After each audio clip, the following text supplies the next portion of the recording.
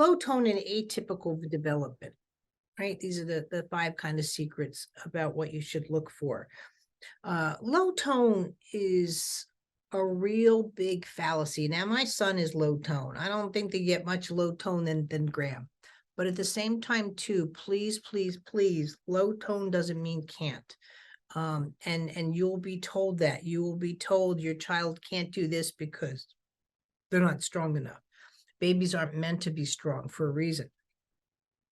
However, babies aren't meant to struggle with their basic necessities, and that's what we're here to talk about. My mission is really to eradicate special needs. I believe every child from the second they're born should have the newborn movement assessment. I believe that you should be able to work with your child. I get it that we'll be discussing this here, that genetics do happen, but it's the amount of special needs that's going on, and you can see it, let's say with autism, going from 1 in 3,000 to like right now 1 in 29 in some place, and they say, oh, it's because we didn't have the tools to evaluate. Now, I'm sorry, I'm 58 years old. I wouldn't say that I know everybody's social security that I grew up with, but I remember my life, my childhood, people in my life. I'm sure you do. Especially if you're of religion, where you're around large groups of people, kind of thing, from church and stuff. And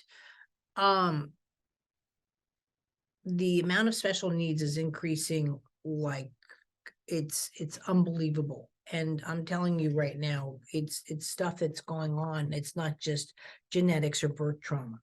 And so, but again, my first part of it is I have to define what makes or creates special needs. So this is the last good picture here of my son, Graham. And this is him literally like days later, as you can see, where he lost about 60% muscle mass. He can't even stabilize you can look at this. He's stabilizing his head with his tongue. You don't get much more low tone than that. He's W sitting, he's leaning against the couch. My son was walking, talking, cruising prior to that. Yes, he's a black belt. And when he got his black belt, the same year, he was told by his pulmonologist that he wouldn't be walking in college because he's so low tone. And I was like, you're talking to me. There's no way my kid's going to stop walking. And he's a sophomore in college, just finishing up his second year, and he walks just fine. Works out. He's a good kid. I don't know why this is, there we go. I always have to give a disclaimer. I'm your movement coach. I'm here for functional movement. I'm here to understand movements. I'm here to understand the origins of movement. If you ever have a concern, and I like to say, like, I don't know if I should go to the hospital. If the word hospital is coming out of your mouth, you better, if you're not going to the hospital, you better be going to a doctor. I don't know if I should see a gastro. If the word is coming out of your mouth, you go see. And if you're not sure what you're meant to do, I can't stress enough that the booklet that you would get with this is a bonus kind of thing from watching it. Choosing your professional is simple, hands down what you need to do with, because again, even right now, as you're seeing Erin's child having complications, she's in a whole new round of specialists that she didn't have with her other 2 daughters having SMA. So it really is important. They really gave her such a hard time saying, why aren't you at the hospital sooner?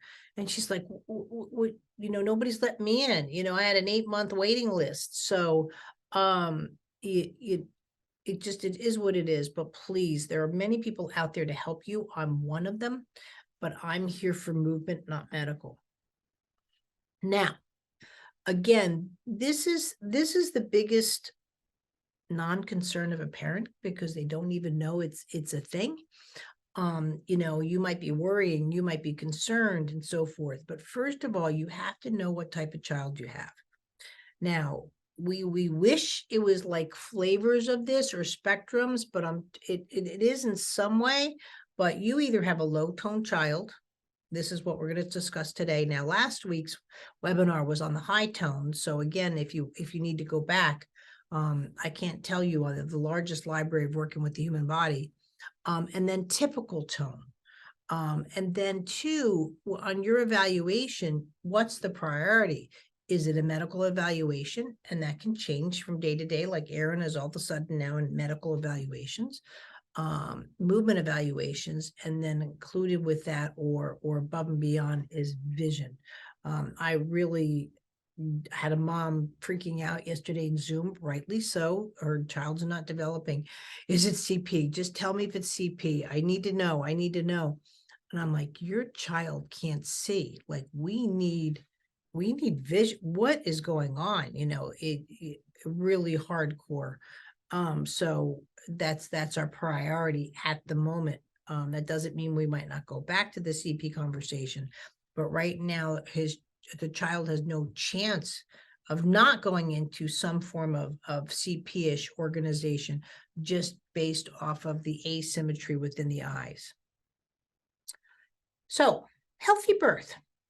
Do you know it doesn't matter if your kid's on a trach or been in the NICU 80 days, or you just had what you think is a non-surgical healthy birth, right? And so, because a baby that goes home alive is a baby that's okay, but you still can be in a risk for developmental or global delays, you know, and you need to know why. And I'm not here to say to scare you.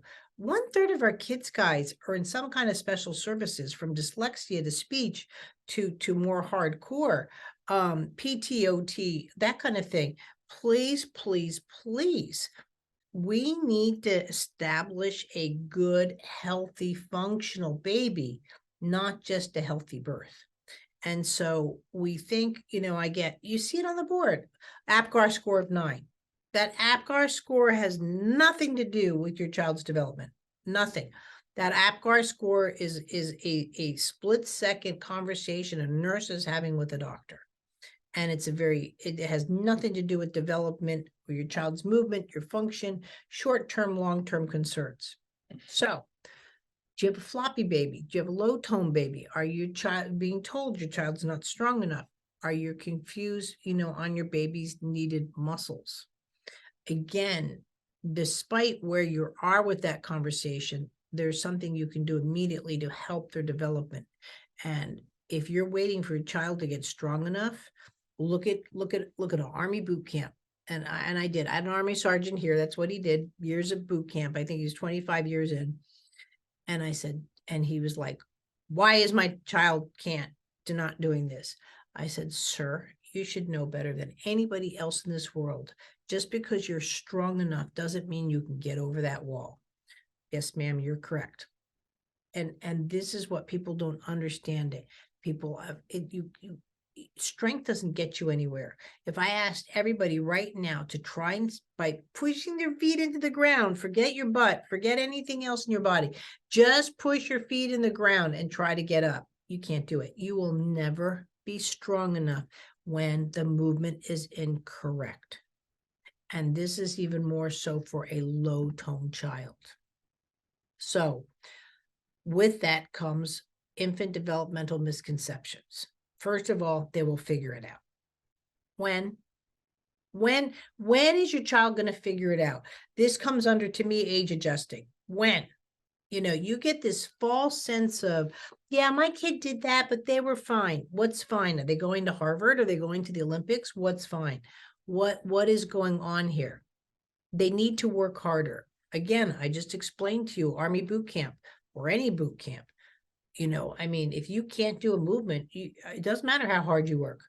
I can work darn hard. I'm not climbing Mount Everest. It's just not happening. It's not happening because mentally I have no interest to climb a mountain. I've flown past Everest. I've probably gotten closer to Mount Everest than any of you have.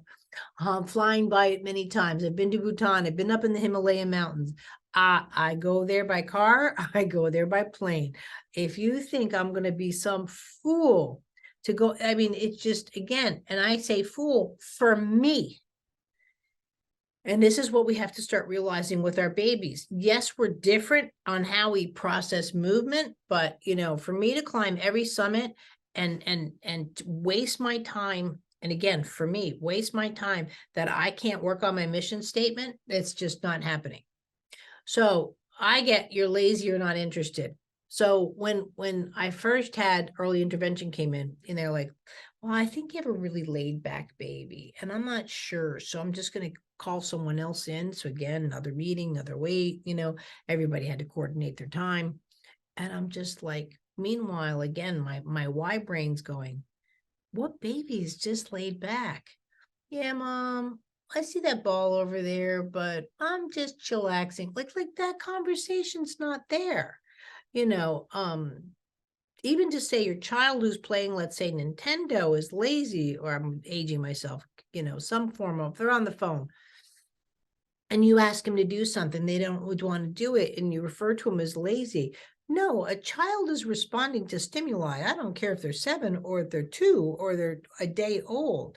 So the stimuli is the phone. So the amount of stimuli that's coming through the phone, because what the phone can offer them is something different within seconds. And it's like that, or do the dishes or whatever. It's like, no, I'm not doing it. Size matters. You hear the runt of the litter, or a small baby is going to have more complications. Actually, a small baby is going to be able to, if they are delayed, have a better chance of developing, because their proportions are more infantile like, versus when they start getting that long torso, it will throw off their development actually a bit more than you think. And good looking baby, if they're good looking, oh, they'll be fine. Like, basically, they're too pretty to have special needs. That's like saying you're too pretty to have cancer, or you're too thin. I love that. I've had so many clients go, oh, I can't possibly be sick because I'm healthy. Again, did they do an evaluation? Oh no, the doctor never even touched me. So you're telling me that they didn't look at tonus, palpitations, nothing. Like, I can touch someone, I know they have cancer. Now, I don't know what type of cancer, where it is, but cancer has a movement to it. You know what I mean? Like, but if you're not palpitating, if you're sitting over across the room on your computer going, so tell me what's going on. Like, I get lots of people saying, well, I'm going to come in, but I need the consultation for it first. And I'm just like, guys, there's, I can talk, but I'm getting to work. The consultation is not what you think it is. Like, I'm not going to sit there with your child. I'm working. So with that too, and Aaron and I talk about this a lot too. People think that regression is sort of like a roller coaster. Your child outright, if they're low tone, can go right into a downward. Because why? One of the first big milestones that you have is the gravity milestones, or the gravity reflexes, which I'm covering in my reflex course. And so when your child's like low tone, and I'm going to show you examples of this, they can't even oppose gravity. If they can't, they're so weak or low tone that they haven't opposed gravity in breath. If they can't oppose gravity in breath to organize gravity itself within the human body, I'm going to tell you right now, without some kind of intervention, they're not going to oppose gravity, let's say, in walking. If I can't breathe and oppose gravity, I'm certainly not going to walk and oppose gravity. And so you'll see these skipped transitional milestones and milestone performances. What we need to do, no matter low tone or not, and this is why it's so important to know from the beginning where your child's at, because we can start to stimulate them and help them deal with gravity. And then so we can work on progressive milestone tendencies versus regressive, and deviations. So again, most people think this happened. Now, the picture I showed you of Graham, he was cruising. So he's already at the 12-month level. He's ready to cruise, ready to walk. And he didn't go down. Whoops. He went backwards to here. He regressed to like a 3-month level. Gravity now was his enemy. And so, I was always dealing with that. I apologize for repeating myself, but I say this all the time. When I brought Graham to the doctor, my one thing I just had to say, he's suddenly falling like a drunk. He would fall this way and that way, but he didn't fall through the pubic bone.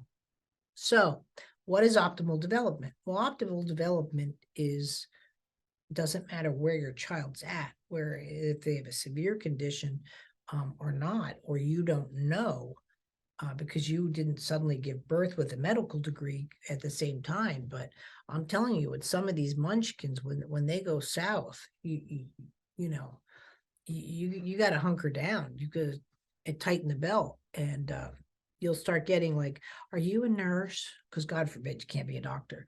And I'll be like, "No, I'm just a mom." But my kid's not living. I'm on death survival right now. Like, so, give it at me, but I need to know. I need to know what's up. So optimal development is about any child working on the green, going for gold. And for that, you need the weight transfer, transitional movements, that rotational responses. Non-optimal development is, again, premature muscle activation bypasses the weight transfer. Now, premature muscle activation can be on the high tone side or the low tone side, but because of that, I mean, when I'm just low tone, there's no weight transfer. I don't have the ability for it. And again, you'll see examples of that and what you have to work on. So right now, it's not that your baby is not strong enough, so they're not going to develop. Right now, you need to start learning is, okay, I do have low tone because maybe from birth, I know I have a genetic issue. And then where are those deviations coming from? And I'm just going to double check if I have any questions. We're good. So now this is what I was talking about. So this is Aaron's daughter, Julia. She's unable to respond to stimuli via muscles and reflexes. It's just, and with the stimuli, look at how she's literally pushing her chest against gravity. This is what I was talking about. And again, she can muster a little bit of a smile, but she's just failing. The muscular dystrophy is taking her out. 5 top signs. What are we looking at for early sign? So again, you can have a completely whole term, natural, non-stress, natural, but you could also have a surgical birth. You can have little to no birth trauma, or you can have prematurity, you can have birth trauma, and you can be full term. Now, it is true that, again, this is where I'm going into 3, the rare genetics versus cerebral palsy. Most rare genetics will present as low tone. Not all. Rats, Fox gene 1 are something that comes to mind where you're going to get that high tone. Cerebral palsy is due to more the brain damage or the trauma, oxygen deprivation, causing the high tone in the muscle. So 98% of cerebral palsy is high tone. However, you could have birth trauma and everybody's at cerebral palsy. And meanwhile, you've got rare genetics in there and nobody caught it because of the problem. You can, because the child's just so low tone at birth, what I just showed you, that respiratory stress, lies with hands and legs down. You'll see more of that, like the baby doll kind of thing. And if you stayed at the end, you get a bonus. So, and you'll learn again about 6 principles. So the low tone, or the hypo is low, hyper is high. The low tone response in infant is a non-startle. So again, people can look at this as a reflex. Well, reason it is, and I'm covering this in my reflex course, is with a low tone, the skeletal system is not interacting with the skin, the epidermis. So think of like a bag of bones, and I move and everything just counters and it's fine. When I'm here, right? So if there might be a noise and they might want to, oh, what was that? But they can't even respond. They're just like, I hate to say it. I don't want to say, have you ever been drunk? More so like, let's say anesthesia coming out of it. You're very cognitive of what's going on, but yeah, it's not happening. I remember when I had my colon removed and they were like, what are you doing? I think they thought I was having a seizure. And I was just trying to remember some semblance of ABM, Feldenkrais, whatever I'd learned. And all I knew is I needed to do the pelvic clock to get my parts, working again. And God knows what it looked like. I probably should have taken a video of it because I was probably like, trying to, but I was like, leave me alone, leave me alone. And I'm telling you, they said 3 to 5 months recovery. I was fully recovered in 3 weeks, except for weight restrictions. No muscle movement responses. Literally, it could be just like, again, the biggest muscle I can achieve is my eyes. I remember not only Julia, who you saw, but lots of munchkins. Their first toy maybe was like a Band-Aid, a bottle cap, something that was responsive, cause and effect, but I'm talking about like a feather. I mean, just no weight behind it. Again, they could be premature, they could be full term.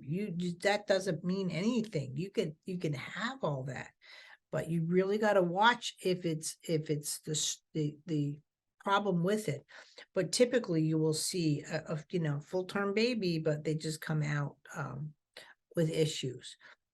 Again, so it could be just a natural birth. You think everything's fine. APGAR scores can typically be on the low side because, again, more the respiratory, the responsiveness get in, but that's not 100%. You might end up in life support because of that, coming home with the trach and that's the severe hypo response child. And again, genetic based presentation. And this is a fallacy because a lot of people think that genetics means dimorphic features. Eyes too far apart, ears flopped back. We think of like Down syndrome, large tongue, the drop jaw, those kind of presentations. And so when the baby is not pretty, they'll be rushing genetics on it because of those reasons. Another thing that, again, you're going to be look at, what type of child do you have? Do you have a floppy child? Like, are you picking them up? Like, I hate to use my baby doll in that sense. Julia, who you saw, doctor said was totally fine. She left the hospital totally fine. Natural birth, left the doctor fine. What did Erin have to do? She literally finally, she's like, my baby's not moving. Oh, and they're trying to say new mom. And she's like, I have a child. I'm not a new mom. And also I'm like sorry, Erin, one of 8, she's from a large family. And, I've been around enough kids. My child's not, she finally just had to put her face down on the table and say, what am I going to do with this? She really had to stress out her child. Floppy, you'll see these kind of, again, where the arms, the extremities, the legs go away, and you'll see that kind of thing. I get it. It's a rubber doll, but my rubber doll is Floppy, low tone. But again, these are, you weren't expecting a floppy baby. So those words might not be coming out. And this is where, too, you're probably here because of YouTube or Google. I have the largest library of working with the human body for this reason.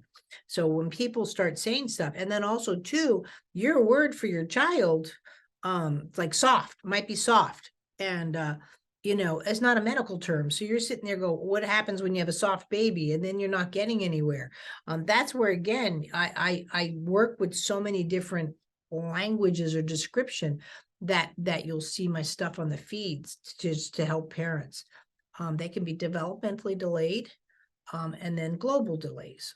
Developmentally delays is when you're kind of doing a milestone, but not too well. And global delays is just like, yeah, tummy time's just not happening, like kind of thing, or rolling over. And also, too, on top of everything, not singularly, you could be medically complex because of you've been, again, like, let's say a trach, and that can cause issues. So again, you might have this great non-stressed birth, natural birth, but you could also have a surgical birth. People think when they have a happy birth that, okay, now nothing's going to happen. Oh, you don't know because nobody has looked at it. Now, movement complication is the same for a high tone baby as a low tone baby. You're going to see the unsynchronized spine, lack of rotation restricts rolling over, or let's say rolling over, but that's where you do the newborn movement assessment that we offer. And that's free.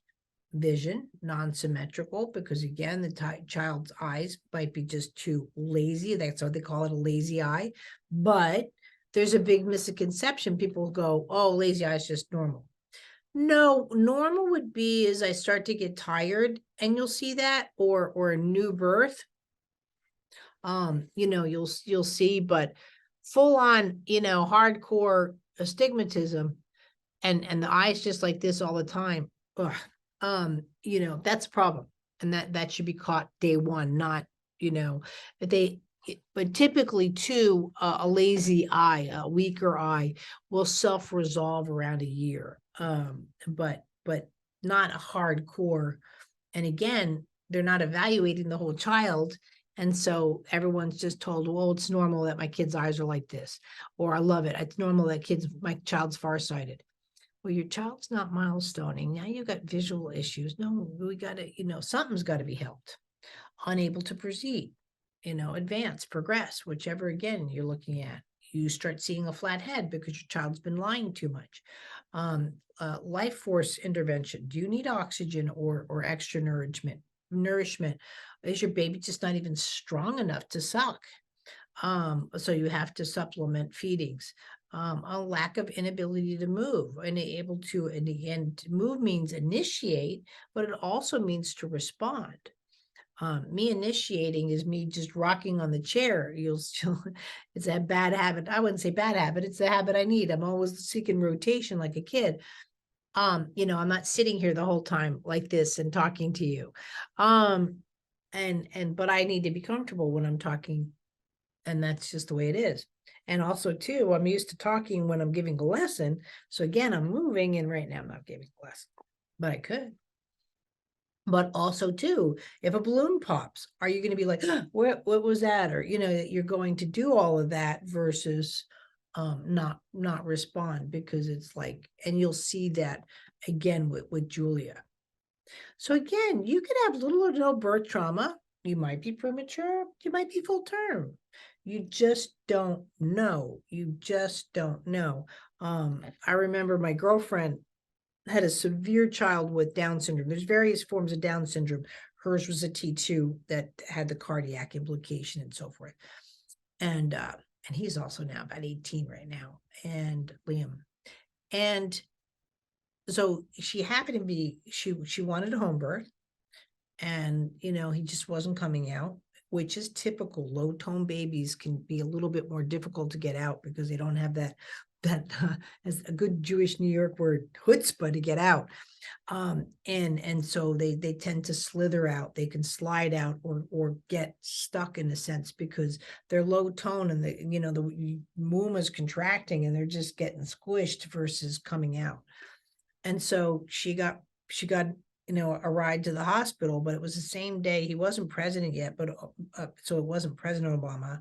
It was and was in town. So highways were shut down. So they couldn't get her to where they would need to do. They had to go to county, which is fine. And she's like, what's going on? Where's my baby? I need help. And the doctor said, this one's making too much noise. Shut her up. And they knocked her out. And she basically woke up and said, the nurse was like this, your baby has Down syndrome. His ears are folded in half, and he was airlifted to Phoenix Children. And she's just like, no, I want my baby. You know what I mean? Like she just woke up to this. And her story is more common than you think. Okay, lack of complications. And for this, I don't like to read my slides. I think you're capable of reading the slides. So I'm not going to go into this, but what you're looking at is, first of all, genetic factors. Just like I told you just right now about Liam. He was a baby born with Down syndrome, but he also had a cardiac complication. His first surgery was under 3 months of age. But again, once the baby is alive, the baby is meant to be, they keep mom alive, they keep baby alive. But one of the biggest, I would say, where I'm jaded, if you're thinking about having a baby, you have a baby where, first of all, they have a NICU, a neonatal intensive care unit, ready to go in that hospital. Because I'm telling you now, if your baby comes out blue, whatever complications that they don't know about, 9 times out of 10, I can guarantee you that child's going to be airlifted to the local children's hospital. Well, children's hospitals, first of all, you can't give birth there. And second of all, you can't go stay there. So now you've got a mom at one hospital recovering from maybe a C-section or just birth itself, and the baby's been airlifted. So you're looking at your husband or spouse or partner and saying, you go there, I'm here, then who's here for, it's exhausting. So it might be a bit of a ride, but both my babies, for that reason, were born down at St. Joe's. My OBGYN had privileges there, but he just looked at me and just said, you're not going through it. And I was like, okay. When Max might cover my newborn movement assessment, she was going to go local, but we knew at 20 weeks he was missing a third of his heart, his right tricuspid atresia. And she was just like, oh no, my doctor said, she's going to give it sort of like a college trial at this birth. And I said, oh, no. And I said, you're going to be here at Banner, our local Banner. I'm not faulting Banner. There's different Banners that have different levels of care. Our local Banner at the time was not set up for a kid missing part of his heart. I said, he's going to come out blue or possibly coding. He's going to be on a helicopter so fast. And thank goodness too, a friend of hers was a high level OBGYN, high level, I mean, for surgical babies. And he said the same thing. So we got her moved downtown. It's a little bit of more of an inconvenience. I get it, but in the long run, prematurity is really babies that are born before 37 weeks. And they might have complications due to the prematurity of birth, especially if they're micro preemie, but that's here. And then again, you have your movement responses. Your baby might not be strong enough or capable to move into the position.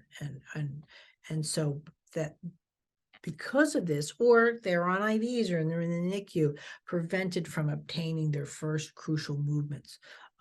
Most people think that babies don't do anything the first 3 months. And I'm like, that's your foundation. That's everything. The first 3 months of life. Oh, if I could have a do-over. Rare genetics versus cerebral palsy. Cerebral palsy, CP, again, people believe you can develop CP. I hate to tell you that happened. If you're going to have CP, it's the birth trauma, the oxygen deprivation that happened. Now, what they're looking for is how we're going to present. And I can tell you right now, no evaluation whatsoever. They just see the file, the birth history, and they're like, we're watching for CP. If it's going to, and you'll see that. You'll see it on the internet. CP can develop. You don't catch CP. CP happened. CP happened. And excuse me, I'm just going to get my coffee. Just as much CP's happened just as much as rare genetics has happened. The boat sailed, and now we have to get involved. So again, rare genetics refers to a genetic disorder, and cerebral palsy is related to trauma. But you have a high chance of having birth trauma and not catching that. Like one of my clients with Turner syndrome was not caught because of the cord wrapped around the neck and all that went into it. They took a while to diagnose that. Respiratory stress. So now here also too, can't respond to movement. Literally, here's Erin trying to move her daughter's head. This is before she learned the water bowl technique. You can tell. I'm teasing Erin. It hurts her to move. What do I always tell you? If they find it difficult, or if they find it, I'm going to see if I can play this again. If they find it difficult or it hurts them, they won't do it. And here is just basic movement factors. And she just can't have that quality of the life. It literally, and you can see where I talked about, like her arms and legs are just presented to the floor. And the breathing, you should not see breathing like that. She's using whatever muscles she's having to force air into those lungs versus a vacuum base. So you will see that. Again, non or inability, they could have life support complication, but that doesn't mean, even though Julia should have at that point had life support, so, life support, oxygen or such, none was given. She's basically just fighting for her life, forget the movements. And it looks like I repeated something, but again, the ratios or spatial body mapping, again, you're seeing that sort of like they're just, I think of like those tilt-a-whirls when you're spinning and you're kind of stuck against the wall. That's what a severe low tone baby starts to look at. Unable to lie down or startles to touch. Lying down, if we sort of go back to even this point here, you'll see babies that are just moving around and their hands can come off and there's just variations. When people say all babies are different, no, they shouldn't be. They shouldn't be. If babies are deviating or they're different, you're my client. But you'll see here again, so with her is not only again the breathing. Now, we're going to look at more of what's going on with her body. Again, even though she's lying down, this is not lying down because she can't get up. So already her first transitional movement is not there. She barely can take her right hand and get it off the floor, but she's certainly not wiggling her fingers. So again, you're seeing that in the movement and the stress with that. And I hope I didn't repeat the same video twice. But really it's there. You'll see her legs and she's just plastered to the floor. She's just plastered. And it's rough being in this position, that you're seeing all of that. But again, here's a new mom going, what's going on? I don't understand with my baby. And you're seeing that where she's at. But again, you can see now she's moving her head just a little bit there and she's happy with herself. And again, you're seeing even just a lift of the paw, but not the fingers moving. But her, again, look at that inability for stimuli response, how much it's taking her to just follow. And actually there she crossed a visual midline. Shouldn't be doing that at a month old. Her eyes are already surpassing, and she does have very good vision to this day. Her eyes are surpassing her, basically the movements of her body, because that's she's trying to just respond to the stimuli, which happens to be the phone.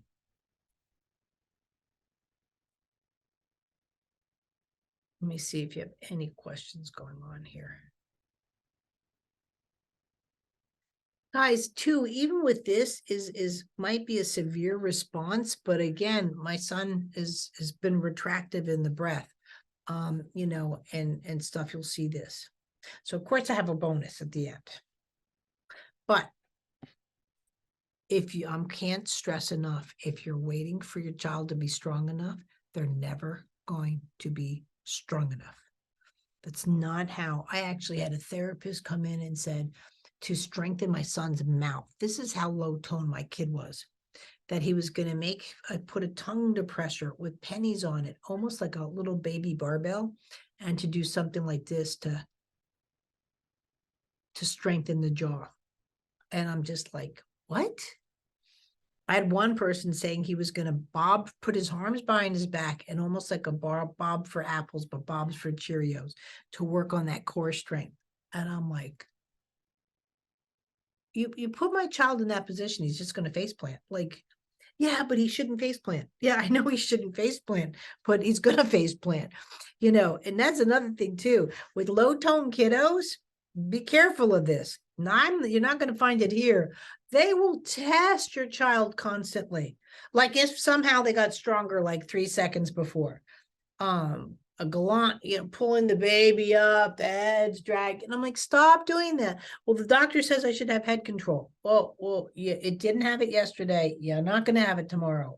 And you should be able to tell that because, again, the lying down. This is where we're knowing your milestones. So with that, how and what do we need to do to get optimal development? Optimal development is progression of any time. And that's one thing I've said about my son, and I say about your child. What can they do today they couldn't do yesterday? because they get that pride. They get that like, oh, look what I'm doing, kind of thing. And they check out the room and see who's watching them. And it's really important. And you need a plan. You need a plan. You need to know what's going on, because that's how you're going to jumpstart into optimal development. But if you think, especially on low tone and in high tone, your child's just going to figure it out, no. And if even if you said, oh, Michelle, but my child did it, I'm not willing to risk one more child that's going to happen, much less 50,000 of them. There should be 50,000 grams out there. You know what I mean? So step one, what do you need to do? So we have a course on rare genetics, low tone, optimal development. It's about the early warning signs, the origins of low tone. Again, you're getting stuff like this from me. Super Baby Boot Camp. Now, right now, it is free for everybody. I mean, I wish all my stuff could be free, but also, too, knowing what type of child you have and you're getting into it and having this, the Super Baby Boot Camp is good for a couple of reasons. First of all, it makes you work every day. It makes you, and it gets that, it's like going to the gym, it gets that familiar in there. But two, you have your core lessons or exercises in there that it's just a necessity. It's a necessity for any child. But again, you're having that one-on-one with me. And as I continue even to add to the course, but it's in your toolbox. And by the way, we also have Movement Lesson, the boot camp for Movement 101 for the older kiddos. And so, please don't be like, Michelle, you keep talking about babies. I don't have a baby. If you don't understand your child's development, I don't care if your child's 35, you're not going to get to where you need to go. It's really that essential. Now, what I was talking about, the reflexes. Like one of the things I'm presenting is the gravity reflexes. And you're like, Michelle, there's no gravity reflexes. Yeah, there are. There's a fetal neutral. You were born, you're breathing, your absolute horizon. You start going into your airplane. There's a big difference between lifting your baby up, right? And versus those feet hanging. Matter of fact, I have a little video that I'm doing now. I haven't finished it yet, and I can show you at the end. We got a question. Okay. Ha.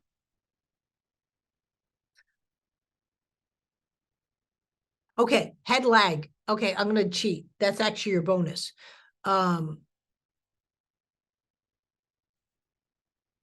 Okay, first of all, yes. So you don't outgrow head lag. Head lag, first of all, is yes, you can improve it. What people don't understand is you and I can lift our heads. You will never or should never see a baby lift their head. What they do is that's the pubic bone strike and they're coming in. This is one of the biggest benefits you have from Movement Lesson is that I need to review your videos. So your child, first of all, should have been seen under normal circumstances by early intervention and been in that. Second of all, your child was not evaluated. I can tell you right now, if you've had head lag and your child's 11-month-old, rolling over was done with head down on the ground kind of thing and only in one direction. Grabbing the feet, maybe a foot, but not both feet, not crossing midline. They come to midline. This crossing midline is not there, but they'll come to midline. Like bringing a toy in the mouth kind of thing. They're not playing with 2 or more toys at the moment. They did not, independent sitting, again, was delayed. It should have happened at 5.5 months. And I mean it. There's 4.5 months with the feet grabbing. They should have had a pubic bone strike at 4.5 months where they're on, I wouldn't say that they're going from tummy time into all fours, but they bring their pelvis up and it goes like wham, like they kind of bouncing on the floor. It's a really important milestone. I can tell you right now, your child did not come to sitting through their back. They rolled to their belly and they're pushing up. So you're probably at a creative crawl, if that, but more like an army crawl or like a sort of a half a scoot and I'm going to go to my back. and now you're at 11 months old where you should be cruising along a couch, and that conversation's just not happening. And then on top of that, they're going to start talking about possibly AFOs or SMOs to strengthen the legs so your child can do those things, meaning that they're going to put them in that position so they can't get in and out of standing and stay in standing, but that's not development. Your child was not checked for any of those milestones. Those milestones were not discussed with you. They were not explained to you. And they're not talking about, again, specifically, and I didn't even mention vision, but I haven't seen your child, so I don't know. So to suddenly get a head lag milestone, which really you should have seen a difference in the head from day one. And now you're at 11 months old, and I'm glad for the progression. Don't get me wrong, but are you in a path for optimal development with that guidance? I don't think so. You just don't. I'm not here for you to do movement lesson. I'm not here for you to do any of my courses. I'm here for you to learn that your baby and you are not getting the proper guidance, especially when there's complications. What happens, the biggest long-term complications with delayed head lag is actually what I call active passive convergence. I want to be able to look here, and I want to be able to look far away and come back again. Now that's going to be walking. If your child can't do that, walking is going to be so laborious I can't even begin, because they have to look to where they're going, which is down the hallway. But also if I'm doing my paperwork up at the teacher, all of a sudden the teacher's over here, those movements are going to be really difficult because they didn't even do it in tummy time. And so the human body has such a long version of development. And so you're now going to need help with reading because of the head lag. And people just aren't going to see the correlation, and they're going to sit there and put a ruler down on the page, and they're going to do all of this.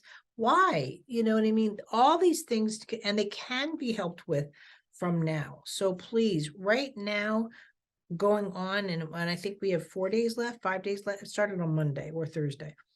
So the Super Baby Boot Camp is free. Jump in it. You just need to do it. I get it. Your child's 11 months old, but the essentials, your child needs a better foundation.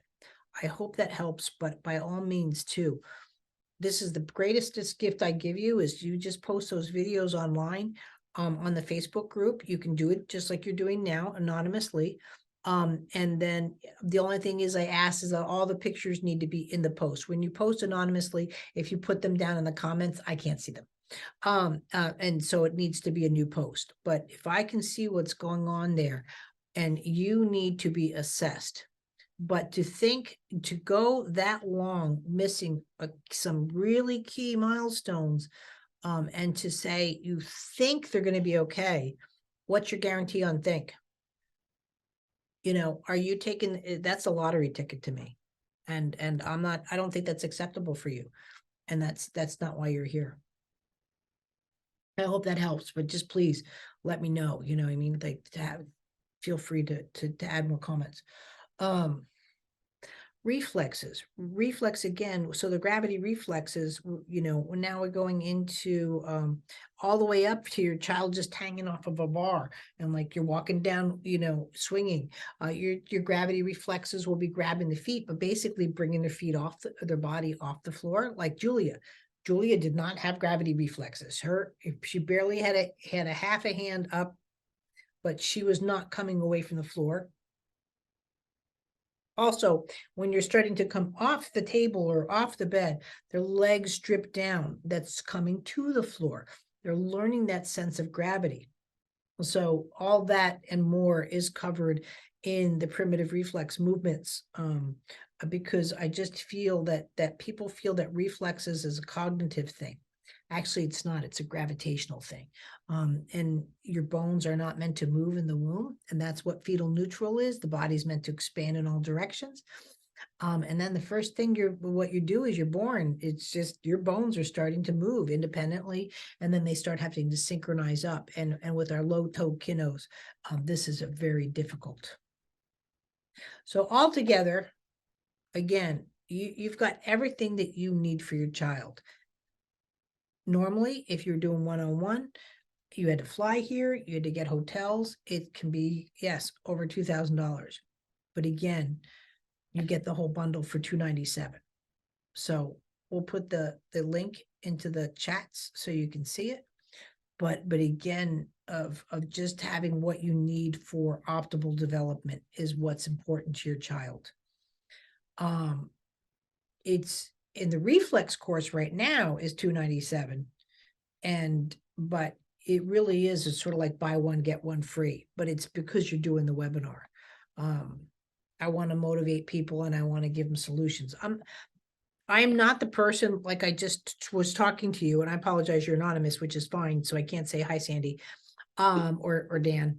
But what people don't realize is that I'm not here to tell you what's wrong with your child. I'm here to give you solutions. I can tell you what happened. Anybody can tell you, like, you're going to say, yes, you're right, Michelle. He didn't come to sitting. And by the way, what happened was rolling to sitting and pushing up. That is not coming to sitting. That is not the milestone that is meant to happen. You're meant to happen coming to sitting through your back. And you can agree with me all day long. What are you going to do about it? I want a better foundation. You had really poor foundational movements, and that's your main goal. However, it could also be complicated by vision. And since I haven't seen your child right now, to me, I'm talking very hypothetically.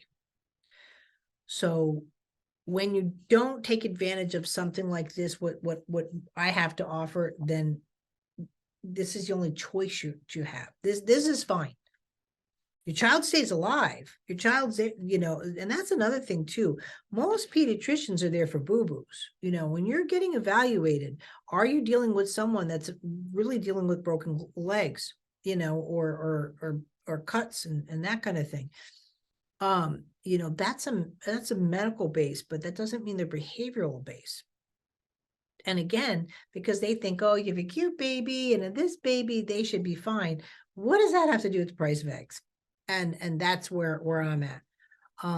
Everything that I offer has, if you say, hey, this is what I need, this is a money back. But really, you have to ask yourself at any time, whether you do movement lesson or not, is this what we're working on?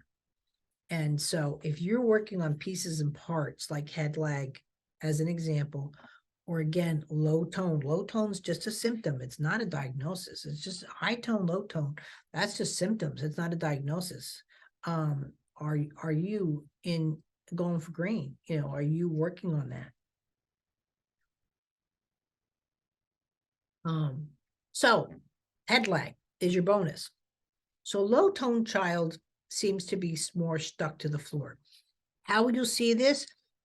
The arms, first of all, go out like he's doing. His arms are more here. You're not seeing this coming to midline, much less, again, the crossing midline. That's a really key thing. So when I see babies and they're like, look, the feet are moving, the arms are moving. Yeah, but not through the spine. I'm going to just play that again, just so you have it. See, again, it's you're here, and the spine is just not crossing midline. So it reminds me of the old toy that used to have a string and it would go out sort of like a jumping jack. And that's not optimal. You can see this here again, the head lag, the immaturity, that crunch, all that stuff's going on. You're putting the Bobby pillows around, you're doing all of that, trying to get your child engaged, again, expecting your child to figure out. And then here, this is again more severe. It's not just Julia, but it's like, oh, but my baby has reflux. Well, of course your baby's going to have reflux when they're like this. Have you noticed the amount of reflux increasing with these poor babies? But this baby is stuck. It's literally, what I see is like someone has a foot right here. And this baby just can't. Someone is just right there saying, you can't move. And they're doing this, and the butt's going everywhere, and the head, and they feel like they're drowning. They just, this is, I can't move. And this is where people go, oh, my baby hates tummy time. They don't hate anything. They're a month old. They can't do it. You know what I mean? This alone should have been such a red flag warning sign for you to get help. It's not available anywhere else but here. I'm the only one that's saying this, and I can't keep doing this. I can't be the only one, right? This baby needs help, and it's a video on Canva, and that baby just needs help. So please, please, please consider something of my course. It's available, it's there, it's necessary, but I can't help you at all if you don't start today. What I did promise you is something like this that I'm working on for Army Crawl, right? So people think that there's 7 types of crawling and they're all fine. Now, again, looks like happy baby. He's Army crawling. Oh, you know, he's getting from point. Yay, look at my baby. This isn't crawling, guys. This isn't crawling. This baby did not come to sitting through his back. He's not getting to all fours from sitting. He's rolling to his belly to get over. What does that look like for your child? Because again, that's not optimal development. That's getting from point A to point B. It is not optimal development. So again, do you realize that your child just has difficulty getting off their bellies? They're pushing up through their bellies. Their belly is more the spine. And see, again, going down. So they'll scoot, they'll do whatever they can to get towards an object. Now, again, and then this is what I said, they prefer to go to their backs, right? And go through that.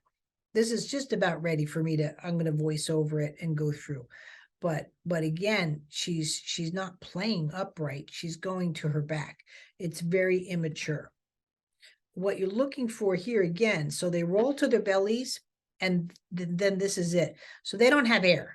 Their heads aren't up, their butts aren't up. And so again, they're going anything to go. I'm not worried about this child's cognitive, but he just can't do it. Now sitting, this is where my again, please, I'm not done with this. See how this boy can cross midline and this child's stuck. So this child's just here. Everything's here. Again, no midline. You see the lack of midline, especially not the crossing? So again, people go, but my child's independent sitting. Look at the difference now, this child. And this is where I've just got to start comparing. He's looking up. He's looking, oh, he's almost got 360 degrees. Look at that momentum that he can handle. These are 2 different babies. Now, to anybody else is like, you know, oh, but my child can come to sitting. So that's where I am done with that. So I apologize. I'm not finished with that. But again, me knowing something doesn't mean anything. You have to know it. You have to know it and see it and have that aha, and then go, oh, now I know what to work on. Those are available here. I can't stress enough to continue to ask questions, continue to be aware, and really to continue to work with your child. But again, to low tones, not a give up. My son's at ASU. It's not a give up. They said he would never walk again or talk again. His goal is 4 was to say mom. And he's taking Russian. So was it a lot of work? Absolutely. But my son was dying for 3 years. He had Haemophilus influenza and staph. Now, the chances of you having that severe of a child could be slim and none. But, you know, low tone is low tone. Everyone will approach your child as if they're not strong enough. Everyone will approach your child as if it's their fault. It's not. But we still have to guide them into the right direction. Thank you so much. I will see you in a little bit.